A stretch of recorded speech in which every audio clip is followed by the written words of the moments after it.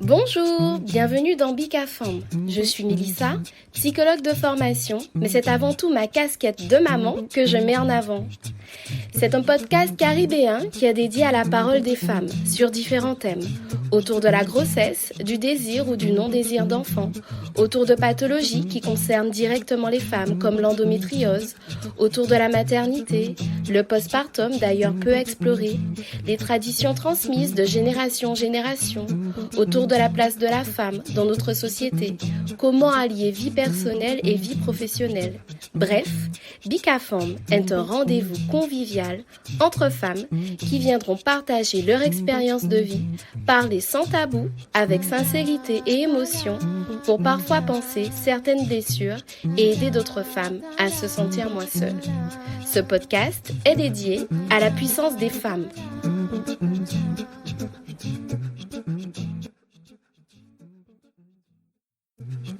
Tout d'abord, Bicafam vous souhaite une bonne et heureuse année 2024. Et dans ce premier épisode de l'année, Malik et Émilie se livrent sur l'aventure de l'entrepreneuriat. Y a-t-il un bon moment pour se lancer? Comment trouver un équilibre entre vie perso et vie pro? Bref, sans plus tarder, je vous laisse découvrir l'univers inspirant de ces deux sœurs aussi différentes que complémentaires. Bonne écoute! Bonjour Malik et Émilie. Bonjour Mélissa. Bonjour Mélissa. Mais tout d'abord, merci d'avoir accepté de participer à Bicafam. Aujourd'hui, c'est un épisode un peu particulier parce qu'il n'y a pas une personne, mais deux personnes derrière le micro. C'est ça. Et du coup, on va parler plus spécifiquement entrepreneuriat au féminin. Et avant qu'on rentre dans le vif du sujet, est-ce que vous pouvez vous présenter toutes les deux, s'il vous plaît? Oui, avec plaisir. C'est Malik, 39 ans, bientôt 40, à l'aube des 40 ans. Maman d'un petit garçon de 5 ans, je suis salariée et du coup j'entreprends depuis 4 ans avec ma sœur Émilie. Un parcours assez classique, des études, un DUT en gestion des administrations, des entreprises des administrations, et après très vite rentré dans le salariat. Et voilà, et depuis salarié et depuis 4 ans, l'aventure d'entrepreneuriat en parallèle. Parfait. Et toi, Émilie, est-ce que tu pourrais te présenter, s'il te plaît? Oui, donc moi c'est Émilie, je suis la jumelle de Malik, donc j'ai aussi 39 ans, je suis aussi à l'aube des 40 ans, que j'appréhende avec beaucoup de positivité, parce que c'est un bel âge, j'entendais beaucoup autour de moi des femmes parler de cet âge, et c'est vrai que c'est quelque chose qui est assez intéressant à passer. Du coup, mon enfance, mais c'est avec une éducation, entre jumelles, assez dans le mode de partage, dans le mode de complémentarité, parce qu'on est des jumelles, mais aussi assez différentes, avec des caractères différents, et on s'accommode de tout ça depuis des années, et ça continue à fonctionner. Au niveau de mon parcours pro, moi j'ai fait un DUT aussi, pareil que Malik, en gestion des entreprises.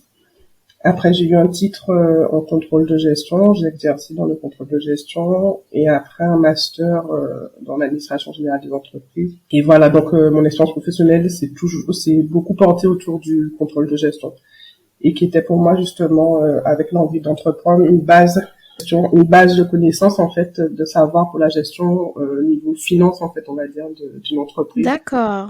Alors je dirais pas que je me suis tournée vers cette option pour créer une entreprise, mais en fait il y avait vraiment en arrière-plan en fait cette idée d'avoir des bases pour gérer l'entreprise. Pour moi c'était important, que j'avais toujours eu cette envie d'entreprendre, ça a toujours fait partie de mes envies. Du coup, effectivement, quand je me suis orientée vers ça, je me suis dit, bon, c'est un métier, c'est un acquis, mais c'est aussi des bases pour gérer une entreprise le moment venu, quoi. D'accord, donc toi tu avais toujours eu cette envie finalement d'entreprendre, même si aussi lointaine soit-elle, mais elle a toujours été présente.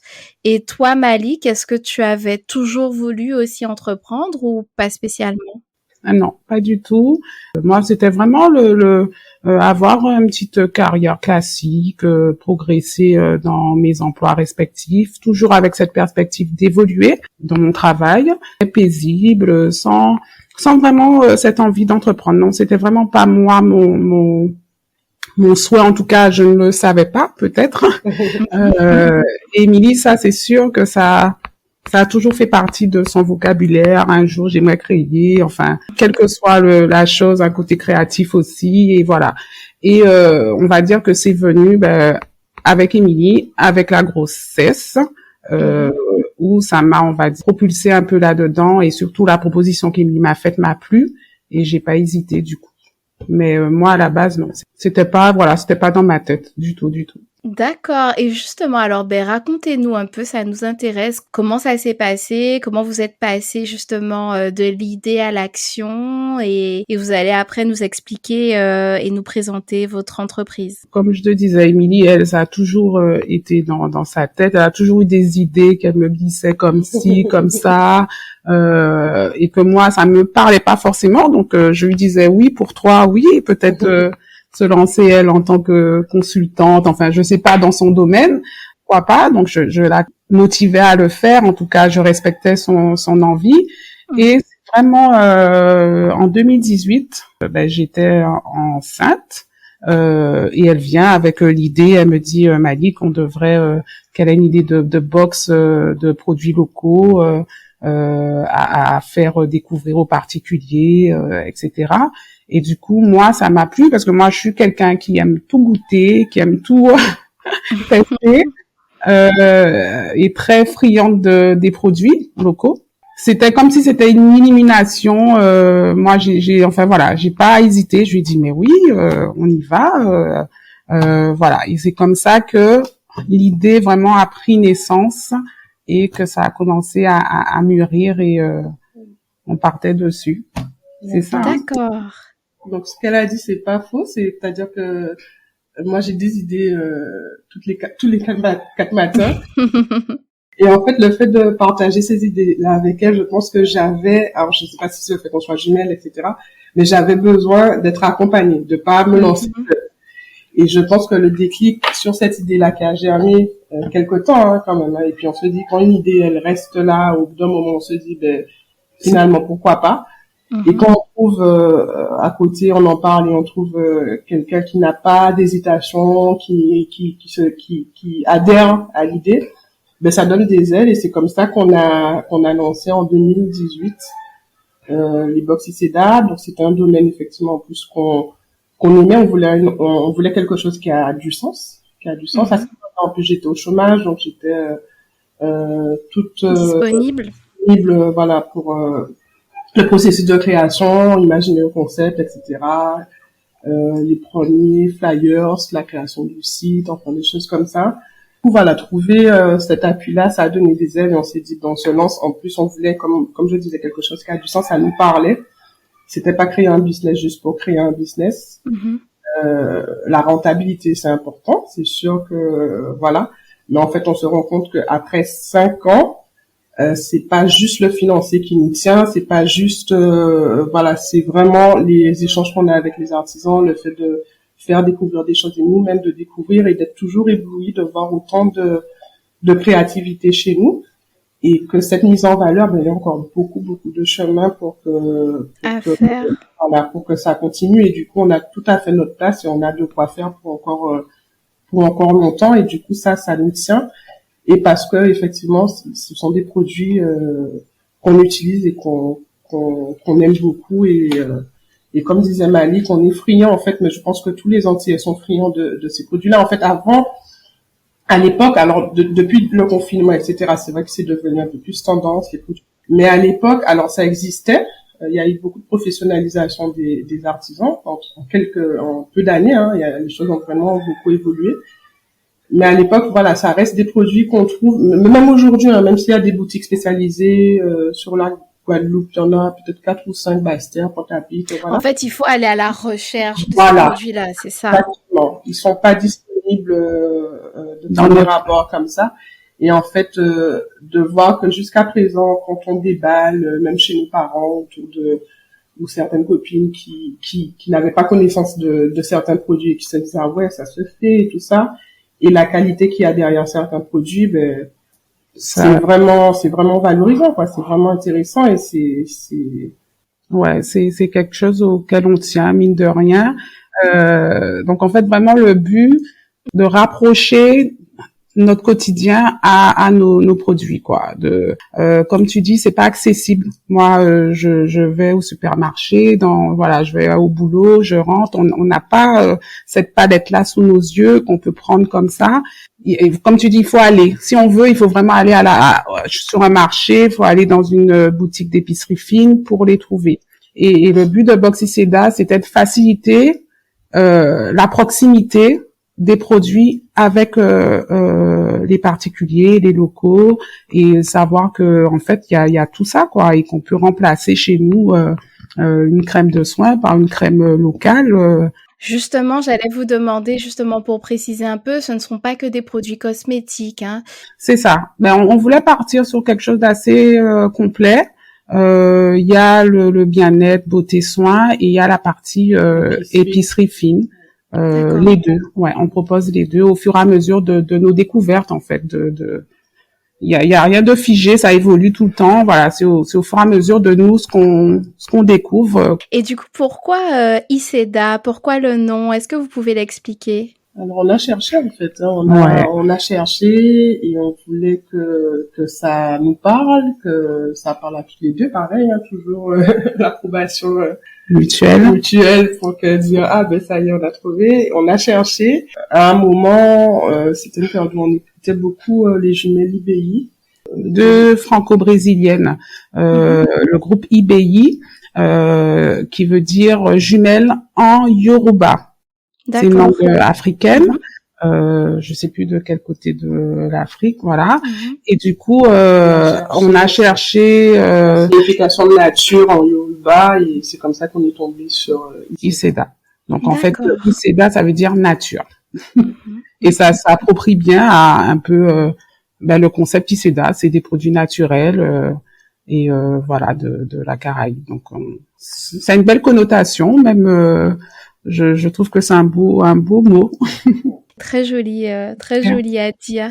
Et c'est vrai que dans ce que vous dites, ce qui est encore plus challengeant, j'imagine, pour vous, et ce qui est passionnant, c'est que ça bouge, vous êtes toujours à la recherche de nouveaux produits, c'est pas figé, en plus vous testez, donc c'est génial.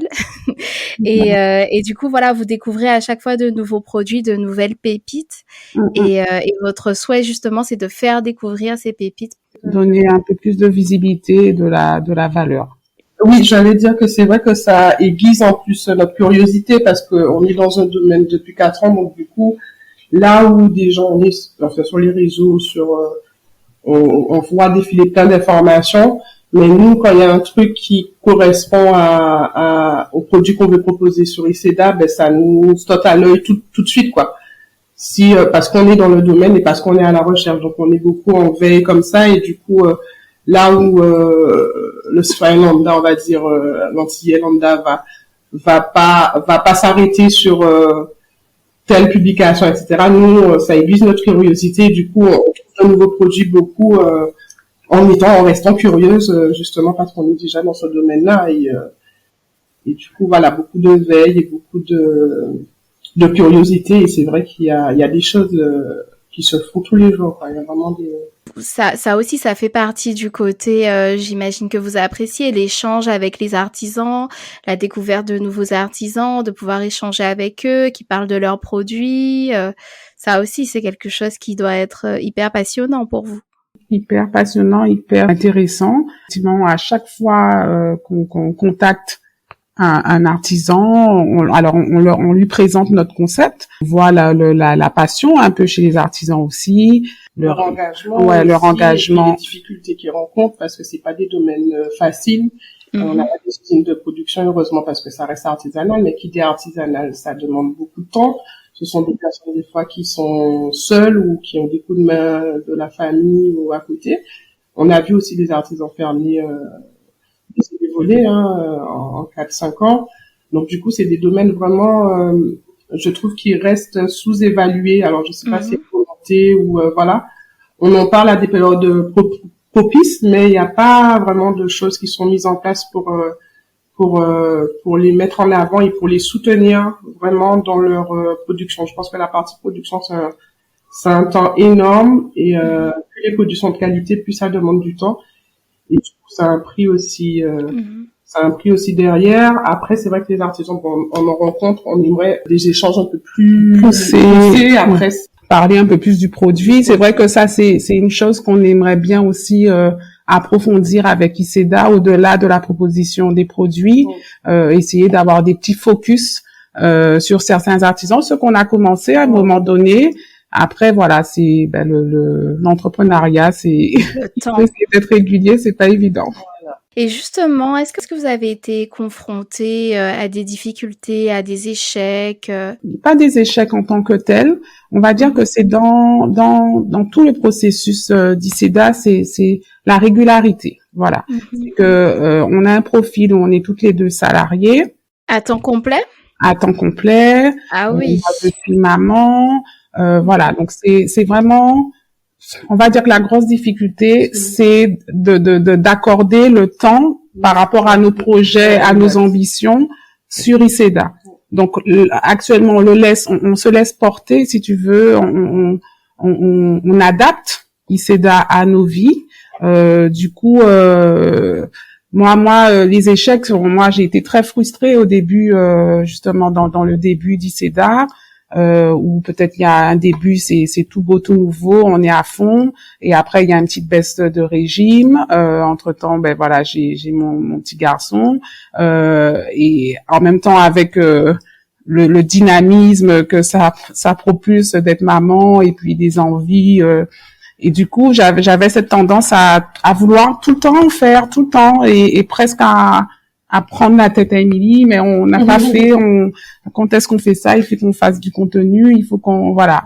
Ouais. Donc, j'essaie de lui apporter un peu beaucoup de tolérance aussi envers elle-même, parce que moi, je m'en apporte beaucoup, sur moi. Et puis, je trouve que, dans l'entrepreneuriat, il y a trop de dictats, en fait, des coachs business, etc., qui vous disent exactement comment faire. Et en fait, quand on regarde les réseaux sociaux, on a 10 000 personnes qui font exactement la même chose dans la manière de présenter les choses, et je dis, mais mine de rien, on a quand même notre touche. Les produits qu'on propose, c'est pas des produits de grande consommation où on consomme et on rachète tout aussi direct derrière comme la grande consommation. Donc tout ça, c'est aussi une éthique et comment dire, c'est un parti pris aussi. Voilà, c'est choisi. Voilà. C'est ça aussi, c'est voilà. un parti pris de dire, ICEDA s'adapte à notre rythme, et voilà. Effectivement, c'est un parti pris. Parce que les produits qu'on propose, on a aussi cette idée de dire, il faut éveiller la curiosité aussi chez les autres. On n'a pas envie de dire, achetez ça parce que voilà, mais c'est disponible. Sachez que ça existe, en fait. C'est beaucoup ça. Et je trouve que tant qu'on gagne ce pari-là et qu'il y a des gens qui découvrent encore des choses sur nos pages, etc., le pari est gagné. Ouais, exact. C'est très beau ce que tu dis, Émilie, quand tu dis qu'effectivement tu invites ta sœur à avoir plus de bienveillance envers elle et de tolérance, justement par rapport à tous ces rôles à concilier, parce que j'imagine que en plus du salariat, il y a la partie ICEDA et il y a ton rôle de maman, Malik. Justement, est-ce que tu peux nous en parler? Comment tu arrives à concilier toutes ces casquettes? Comment tu fais? On est curieux. Naturellement, en fait, avec des phases bien sûr de doute, d'intolérance, comme dit Émilie envers moi, avec un peu de pression où j'aimerais faire ci, j'aimerais faire ça, parce qu'effectivement, on va dire que la partie contenu, c'est un peu plus moi. Du coup, j'ai cette tendance à me dire, ben voilà, il faut poster, il faut. Je me mettais un peu la pression, effectivement. Je voulais être régulière. Avec, comme tu dis, le salariat, un enfant, c'est pas possible. C'est juste accueillir les moments où, voilà, ça se fait naturellement et là, je profite, voilà. Et les moments où, je suis dans un autre mood, je laisse couler et je me dis, en fait, au final, quand c'est le moment, je le sais et ça se passe comme ça doit se passer, quoi. Mais j'avoue que c'est pas évident parce que, certes, il y a ce parti pris d'accepter que ça se fasse naturellement et au rythme qu'on le souhaite, mais il y a aussi une régularité qu'il faut apporter dans un business au final, et c'est le bon équilibre. C'est vrai que dans ce que tu dis, vous parlez beaucoup des réseaux sociaux. On sent effectivement qu'il y a une certaine pression liée aux réseaux sociaux, à la présence, à la régularité. Est-ce que ça, c'est quelque chose que vous aviez, aviez pensé à cette partie-là? Tout de suite, quand on a démarré ICEDA, on a tout de suite su que c'était par le biais des réseaux sociaux qu'on allait essayer aussi de faire la communication. Après, on en parle aussi autour de nous, du bouche à oreille, etc. Mais oui, on savait que c'était Facebook et Instagram tout de suite. Par contre, on n'avait pas connaissance de comment effectivement tout ce qui est algorithme, tout ce qui est fonctionne. Donc c'était au feeling. Après moi, du coup, je me suis beaucoup intéressée justement à comment fonctionnent les réseaux sociaux. Donc je regardais beaucoup de contenu de personnes qui enseignent, on va dire, comment utiliser les réseaux sociaux. Donc j'ai appris un peu certaines choses. Elle a mis en pratique et qui a beaucoup aidé vraiment à certains moments. Et c'est vrai que c'est pas du tout mon domaine, mais quand elle s'y met, qu'elle met en place certaines choses dont elle a eu connaissance, on a vu les résultats. Ouais, on a vu les résultats. Et du coup, et puis c'est quelque chose que j'aime faire en fait. Au final, j'ai mon petit carnet où à chaque fois j'ai des petites idées que je note au fur et à mesure, et à savoir comment présenter.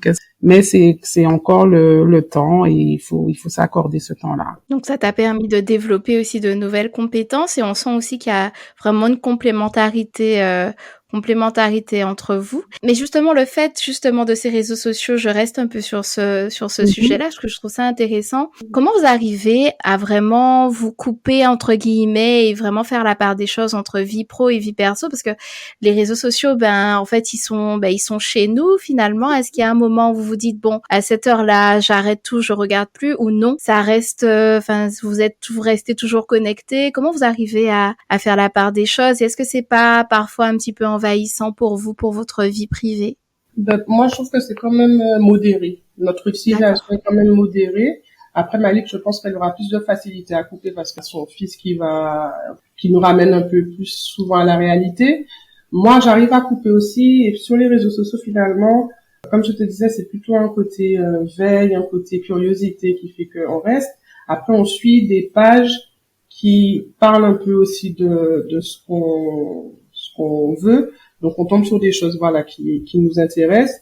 Et puis, il y a tout le reste, le côté un peu plus fun, Bon, je pense que ça se gère quand même. Moi, je peux rester, mais comme beaucoup, un petit peu comme ça, là, sur les réseaux sociaux, pour rien. À scroller. Et pour rien, finalement, c'est vrai qu'on perd beaucoup de temps. Je pense que je vais essayer de modérer un petit peu plus, mais je sais que pour une grande partie, ça reste aussi lié à ICEDA, quoi. Ouais. Moi, je consomme, j'ai mon compte perso, donc je consomme comme tout le monde. Et pour ICEDA, moi, je vais prendre plus de temps. Voilà, au moment où peut-être j'ai envie de faire un réel, je prends du temps pour le faire. Et si tu veux, il n'y a pas vraiment de coupure. Hein, c'est dans mon quotidien. Peut-être le soir, j'essaie de créer un petit contenu. Il n'y a pas vraiment de coupure, on va dire. Le samedi, on se consacre plus à ICEDA quand on est toutes les deux, et en semaine, c'est en échange, tous les jours, on s'échange nos idées, on se partage des produits qu'on a repérés, et voilà, on gère comme ça. Moi, ça reste dans mon quotidien au final.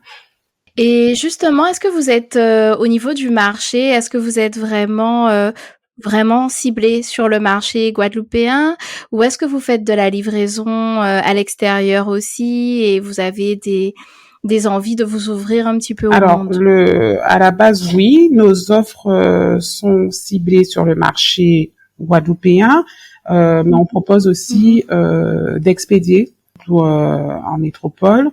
On est ouvert, non, quelqu'un qui est ailleurs nous commande une box, on l'expédie. On il y a aucun souci sur ça, sur l'expédition de métropole en Martinique, ça nous est arrivé. Par contre, c'est le problème de beaucoup de gens qui expédient, c'est les frais de livraison, c'est trouver le juste milieu pour la participation de la personne qui achète le produit, qu'elle puisse participer aussi aux frais de livraison. Donc c'est ça, que ça gonfle pas trop, c'est ça notre inquiétude, que ça gonfle pas trop le prix de la box. Ouais, l'idée c'est de si ça peut s'exporter, ah oui, bien sûr. De faire connaître justement ces produits. Franchement, en tout cas, je trouve ça vraiment Merci. top. Alors, on a parlé du marché guadeloupéen.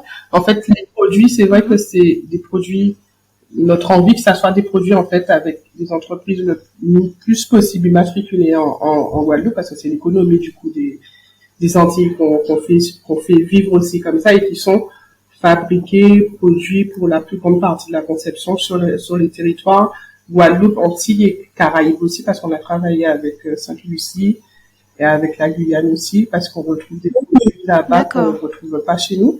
Et ça aussi, je trouve que c'est travailler dans l'objectif aussi de créer cette zone aussi économique caribéenne, voilà, et que nous, on a tout aussi à y gagner, parce qu'il y a des produits qui sont fabriqués avec des fruits, des choses qu'on ne retrouve pas en Guadeloupe. En Guyane, il y a une diversité aussi énorme, par exemple. Et du coup, voilà, c'est intéressant pour nous de faire aussi découvrir des produits qui viennent du bassin caribéen à certains moments, toujours avec aussi des frais d'expédition quand on achète. Voilà, on supporte aussi, voilà, donc ça gonfle aussi un peu, mais pour nous, on adore faire ça. Et justement, Émilie, alors tu peux nous en dire un peu plus? Est-ce que tu te sens plus épanouie depuis que tu as débuté cette aventure? Surtout que toi, c'était vraiment à ton initiative et c'était présent depuis longtemps, très très longtemps. Alors comment tu te sens? Est-ce que tu te sens plus épanouie maintenant? Et est-ce que tu as d'autres objectifs futurs aussi pour la suite? Alors oui, quel que soit ce qu'on réalise, je trouve que quand c'est quelque chose qui a mûri pendant un certain temps chez nous, ça crée toujours une satisfaction. Et oui, j'ai cette satisfaction-là d'avoir créé SEDA, de l'avoir fait en plus avec Malik. Ça crée vraiment une satisfaction et comment dire, on a l'impression de participer à quelque chose de plus grand que nous, en fait. On a l'impression de participer à quelque chose. On a cette impression aussi, moi, l'entrepreneuriat, on n'est pas resté beaucoup dessus, mais c'était aussi, pour moi, ça fait référence à la liberté aussi. Ça fait référence à la liberté, au fait que on crée une richesse par soi-même et on est libre, en fait, d'orienter sa vision, son concept, un peu comme on le veut. Et pour ça, je suis hyper reconnaissante parce que c'est ce qui s'est fait, en fait. Et du coup, en plus, c'est quelque chose qui, même si je reste salariée jusqu'à présent, c'est quelque chose finalement qui participe aussi à ma liberté en disant, je l'ai créé, j'étais au chômage, demain je me retrouve aussi au chômage ou avec une disponibilité, il y a ça qui est là, quoi, qu'on fait déjà tous les jours, mais qu'on va encore propulser à une autre manière le moment venu, quoi. Donc oui, ça participe à un sentiment de satisfaction, de complétude, en fait, de vraiment.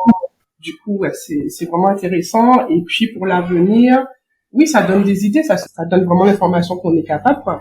Parce que, comme je disais, ça crée des casquettes qu'on n'avait pas du tout.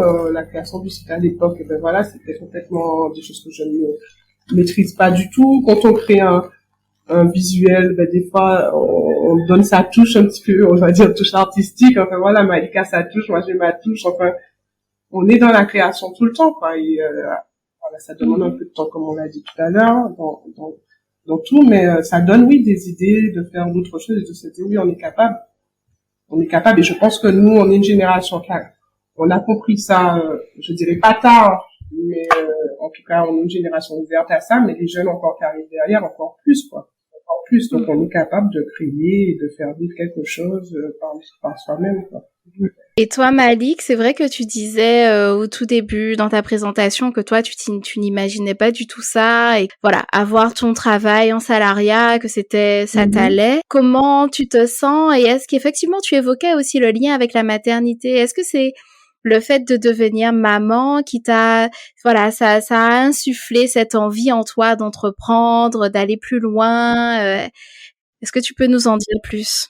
Moi, je suis très très fière, une petite fierté, pouvoir participer à ça et d'entreprendre. Et effectivement, la maternité, je pense, m'a donné des ailes, enfin donner un certain pouvoir. Alors, je sais pas si je pense que toutes les mamans ont je l'espère, ont ce sentiment-là, mais je pense que est-ce que c'est le fait d'être maman, on se dit bon ben au final je sais que je ne suis pas que ça, et on a envie un peu de s'ouvrir, enfin de se libérer, enfin je sais pas, c'est un peu difficile à exprimer, mais je pense vraiment que la maternité m'a donné du pouvoir.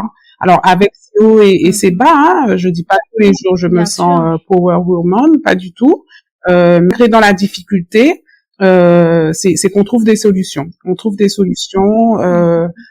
On fait face à la difficulté, on fait face à la fatigue, et en même temps on a envie de se développer personnellement. Et en fait c'est ça, c'est ce qui s'est à créer chez moi, c'est ce désir, voilà, de m'accomplir aussi en tant que femme. Et c'est ce que ça m'apporte toujours en fait. Et de ça je suis fière. De ça, je suis fière, même si des fois, voilà, j'ai des petits doutes ou j'ai l'impression que j'en fais pas assez. Mais avec du recul, vraiment, depuis que je suis maman, je n'ai jamais autant eu envie, eu des projets. Donc non. Et c'est vrai que là, je rebondis un peu sur ce que tu dis. On a beaucoup entendu dans le langage courant que la maternité pouvait représenter un frein pour les femmes et que ça empêchait les femmes d'accéder à une vie professionnelle, etc.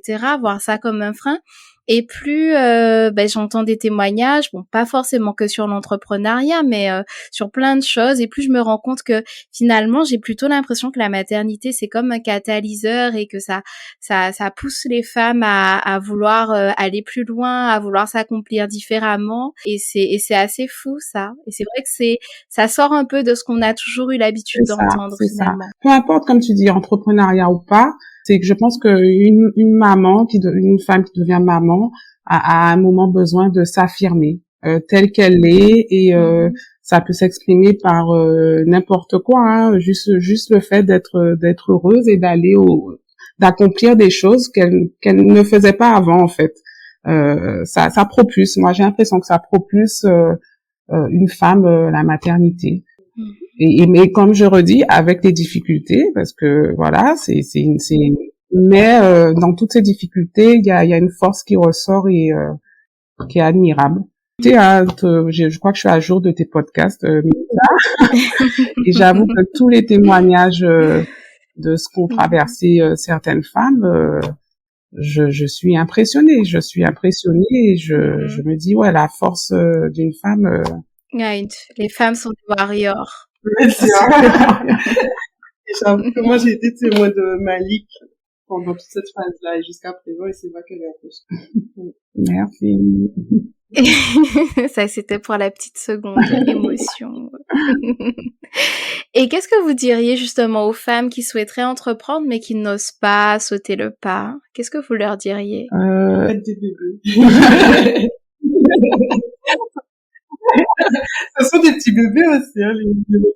Du coup, par rapport à ce que Malik disait, c'est vrai que c'est naturel, en fait, d'avoir un enfant. Il y a quelque chose qui est dans ton ventre, mais il y a un côté miraculeux, quoi. Il y a un côté de l'extraordinaire, quoi. Je pense que quand on vit ça pour la première fois, on se dit, mais je fais rien, mais il y a quelque chose qui se passe d'extraordinaire et je crée quelque chose. Il y a un enfant qui arrive. Et du coup, oui, là où ça l'a poussé, je me dis, ben, en fait, il y a ce côté créatif. En fait, t'as été créative, quoi. Du coup, ça se répercute aussi, et puis t'as envie d'être un exemple. En fait, je pense qu'il y a plein de choses qui se jouent à ce moment-là, et du coup, ben, faites des bébés. Entreprenez. La conclusion, j'adore. Par la rigolade, faites des bébés. On va pas envoyer les gens faire des bébés s'ils veulent pas faire de bébés. Non, mais moi, je dis, par exemple, un conseil, c'est finalement, il y a pas de bon moment.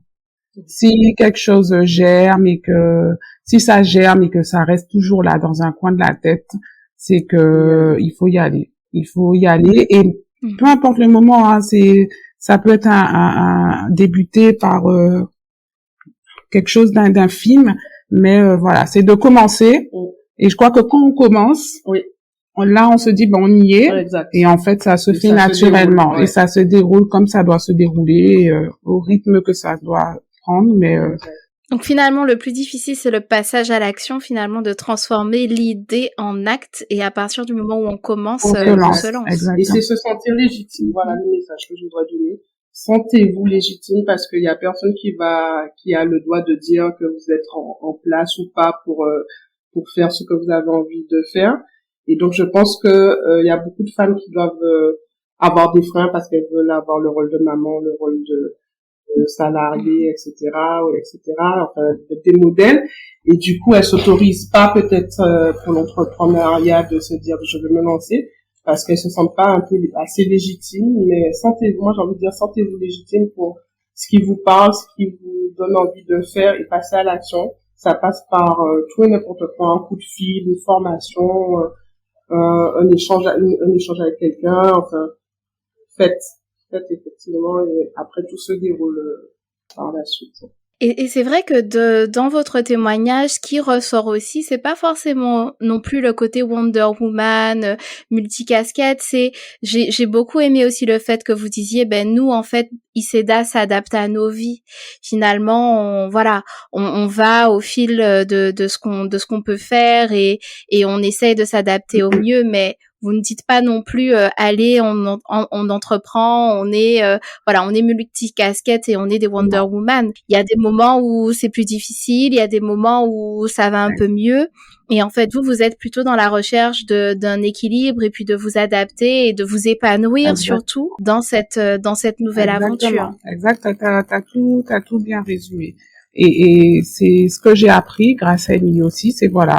On peut pas aller plus vite que la musique non plus. On peut pas tout faire en même temps. Et en plus, à chaque fois, il y a des petites leçons qu'on a à travers ICEDA. C'est au moment où peut-être on a juste un petit découragement, on va dire. Là, il y a quelque chose qui se passe, qui nous dit non. On a un petit signe qui nous montre non, vous y êtes. Ça relance la machine et on se remotive et voilà, donc c'est... Et puis on se découvre aussi en tant que femme et en tant que... Donc on n'a pas cet objectif effectivement de Power Woman, mais on se découvre quand même des comportements, des choses audacieuses un peu qu'on ne se connaissait pas en fait. Et l'une des fois recharge l'autre. Il y a des fois où j'ai un peu de réticence sur certaines choses et une fois qu'elle m'a lancé, on est lancé. Et ça avance à un rythme, voilà. Après, il y a des périodes plus calmes. Ce que je voulais dire, c'était que voilà, ça nous apprend aussi sur nous et sur, moi, je sais que par exemple, il y a des choses où je suis pas forcément à l'aise. Et finalement, sur le terrain, on a fait un marché, on a fait des ventes directes des fois. Et puis après le recul, je me dis mais en fait ça vient tout naturellement quoi. Tu vends le produit mais tu te dis mais en fait t'es commercial là quand tu fais ça. Alors que pour moi je suis pas du tout une bonne commerciale, tu vois. Mais en fait finalement sur le terrain ou dans l'action, il y a des choses qui ressortent et tu te dis quand même voilà. ICEDA nous fait un peu sortir des fois de votre zone de confort et ça fait du bien en fait après coup après recul on est super contente des petites actions des petites choses qui ont été accomplies. Des grandes actions, des petites. En tout cas, franchement, c'est tellement beau de vous entendre toutes les deux. On sent qu'il y a vraiment une symbiose entre vous et que vous êtes vraiment complémentaires. Et il y a jamais des moments où vous vous disputez, où vous n'êtes pas d'accord. Nous, on veut savoir aussi cette partie-là. Ça arrive souvent, hein. Ça arrive souvent. Et justement parce que j'ai déjà parlé avec d'autres entrepreneurs et même des gens qui entreprennent en couple, voilà. Ça arrive et c'est tout à fait normal et du coup c'est vrai qu'on est complémentaires et différentes et ça on l'a toujours su avant ICEDA.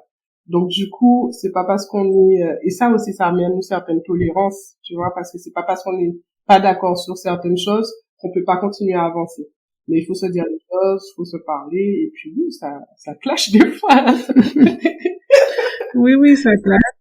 Et justement, quand vous vous êtes lancées toutes les deux, est-ce que vous n'avez pas eu peur de parfois peut-être entacher un petit peu votre relation privée? Non, j'avoue que non. Non. Ça nous a pas traversé l'esprit. C'est-à-dire que quand vous n'êtes pas d'accord sur quelque chose au niveau de la Mhm. boîte, au niveau pro, vous arrivez à faire la part des Oui, choses. totalement. Oui, totalement. On se parle, on peut, tu vois, avoir une conversation un peu houleuse parce qu'on voit pas les choses de la même manière. Mais après, du coup, ça amène une réflexion. Je pense que c'est là où on gagne, c'est qu'on reste pas focus sur ce qu'on a dit en se disant j'ai la vérité et elle se trompe. Je pense qu'on raccroche, on a la réflexion chacune de notre côté. Je pense que c'est ce qui se passe. Ouais. On a une réflexion et finalement on trouve le bon juste milieu. Le juste milieu. Voilà. Et on fonctionne. C'est on des autres qu'à mettons l'autre, comme on dit, hein, finalement. Ça. Et après, finalement, on fait ce que l'autre avait dit, en ajustant un petit peu, finalement, voilà, on trouve... en adaptant, ouais. Non, on trouve toujours un compromis. Et du coup, on arrive à la fin de notre échange. Qu'est-ce que vous diriez, donc Malik, qu'est-ce que tu dirais à la Malik d'il y a 15 ans? Et Émilie, qu'est-ce que tu dirais à la Émilie d'il y a 15 ans aussi? Moi, j'aurais dit de faire plus tôt, de tenter. Parce que de toute façon, il y aura des... Ah oui, il y aura... et moi, j'ai des petits-neveux, des petits cousins autour de moi, je leur parle déjà. Hein. N'attendez pas, tentez, vous allez, ça va pas fonctionner peut-être comme vous le souhaitez, ou alors vous allez découvrir un autre marché, développer autre chose, enfin, tentez plutôt. J'aurais tenté plutôt certaines choses. Et moi, c'est toujours avoir une vision, parce qu'en fait, je me rends compte que celle que je m'imaginais dans la vingtaine, la future moi à cette époque-là, je pense que c'est celle que je suis maintenant. Donc je pense que j'ai tout, je sais pas si vous voyez ce que je veux dire, c'est que tel qu'on se projette, c'est tel qu'on sera en fait. Que l'importance de s'imaginer, de s'incarner déjà dans une vie qu'on souhaite, l'alimenter en fait dans son esprit, fait qu'on y arrivera. Ouais. De se visualiser en fait, c'est ça. Ouais. C'est ça. Parce que je crois que moi, j'ai toujours rêvé d'une vie. Je voulais pas entreprendre forcément, mais je m'imaginais être une femme active, maman qui essaie d'aligner tous ses rôles le mieux possible. Alors pas avec perfection parce que ça n'existe pas, mais le mieux possible. Et aujourd'hui, en fait, je me dis, en fait, j'aime celle que je suis. Et je pense que je me suis toujours projetée comme ça. Que la vision qu'on ait de soi soit juste. Et je pense que en alimentant cette vision-là de soi, on crée cette personne-là au fur et à mesure de son évolution, en fait. C'est le message que, voilà, si j'aurais à dire ça à moi qui a 15 ans, c'était, continuer à rêver, quoi. En tout cas, merci beaucoup pour cet échange hyper intéressant. Et du coup, on peut vous retrouver. Est-ce que vous pouvez tout nous dire où on peut vous retrouver, sur quel réseau, comment on peut vous contacter? Alors, principalement, sur Instagram, Box Iseda, tout collé. Iseda, c'est ISEDA. Et puis Facebook aussi, Iseda. Et puis sur notre site aussi internet iseda.fr et on a une adresse mail contact@iseda.fr et voilà, on est joignable, on est disponible par message. Je crois qu'on a nos coordonnées sont peut-être pas sur mais en tout cas par message privé. Sur le site on retrouve les coordonnées.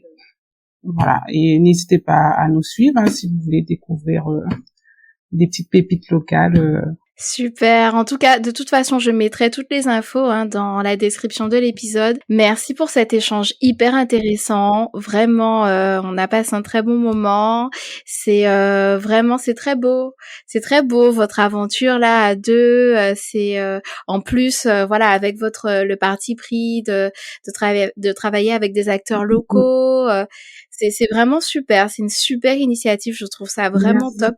Et nous, on vous souhaite que de belles choses et que Kiseda soit de plus en plus grand et on vous souhaite tout ce qu'il y a de bon. Et puis, avant de terminer, est-ce que vous pourriez toutes les deux vous décrire en 3 mots? Alors, ce qui pourrait être intéressant, là, je viens de penser à quelque chose.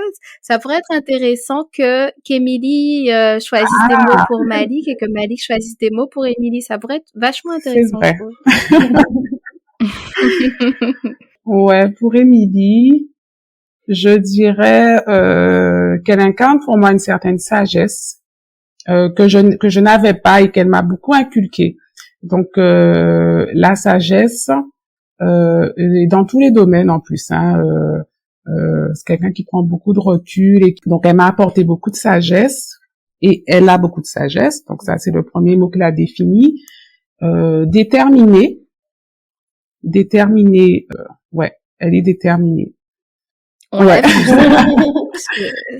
des idées qui étaient présentes depuis longtemps et on y est. Déterminée, quelqu'un de juste, voilà, et qui aime que les choses soient justes. Ça te parle? Ouais, ça me parle. Et toi, Émilie? Malik, alors, ce qu'il a défini pour moi, c'est son ouverture. Son ouverture au niveau société, enfin, elle est très sociable, elle est vraiment ouverte et puis elle est beaucoup plus spontanée que moi, donc beaucoup plus, voilà, ça m'impressionne et ça lui va bien. J'aime bien sa spontanéité pour nous faire, quand il s'agit de nous faire délirer ou de nous faire rigoler.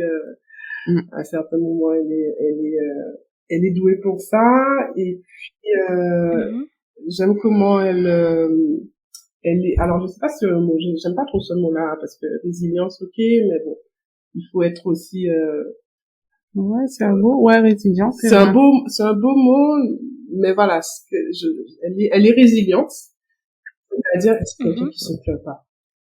Elle se plaint jamais, voilà, elle fait face, et tu te dis, ouais, trouver l'énergie, et encore trouver l'énergie, voilà, l'énergie se renouvelle, y a pas de souci.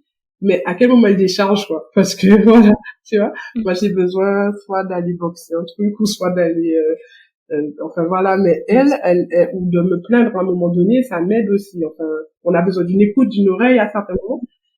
Et elle se plaint pas. Et ça m'impressionne. Elle fait face vraiment à tout et, ça rejoint un peu, c'est son dynamisme aussi, tu vois. C'est garder une forme de dynamisme, voilà, sa régularité dans son optimisme. Voilà, moi j'ai besoin de me recharger, j'ai besoin de elle est assez régulière dans son action. C'est très beau en fait ce que vous avez, les mots que vous avez choisis, et dans les mots que vous avez choisis, on voit tout de suite la complémentarité entre la maîtrise et voilà, celle qui est un peu plus mesurée, celle qui y va, enfin voilà, on ressent tout de suite cette complémentarité et on comprend pourquoi ça fonctionne finalement. En tout cas, merci à vous encore les filles, merci beaucoup. En plus, c'était la première fois qu'on faisait un échange comme ça. C'était super intéressant, vachement intéressant. Merci beaucoup. Et puis vous, alors, cet exercice, est-ce que ça vous a paru difficile de passer derrière le micro? Un peu stressant, hein, au final. Je sais pas si ça s'est quand même ressenti dans nos voix, mais c'est un tout premier exercice pour nous. Et je suis heureuse, moi, d'avoir échangé avec toi aussi et du travail que tu fais aussi de mettre en avant certains profils et en fait tout le monde a sa place dans cette société, a une pierre à apporter, a une expérience à partager. Donc on a été ravis de partager la nôtre et on est ravis. Non, moi je suis très contente. Moi aussi. Ben merci à vous. Ouais, c'était pas évident au début, mais après bon, tu nous as bien accueillis, bien guidés, et tout s'est bien passé. On n'avait pas forcément préparé parce qu'on était en congé ces jours-ci, donc du coup, à droite, à gauche, etc. On s'est laissé porter, c'était super. On a passé un super moment. Bon, ben super, ben je vous remercie, merci beaucoup, et puis à bientôt. Au revoir. C'était l'épisode 29 de Big à Femme. Je remercie infiniment Malik et Émilie d'avoir partagé leur aventure de l'entrepreneuriat avec les box Iseda qui permettent de découvrir des pépites de chez nous. Je vous remercie pour votre écoute. N'hésitez pas à repartager l'épisode autour de vous. Je vous donne rendez-vous vendredi dans 2 semaines pour un prochain épisode et prenez soin de vous.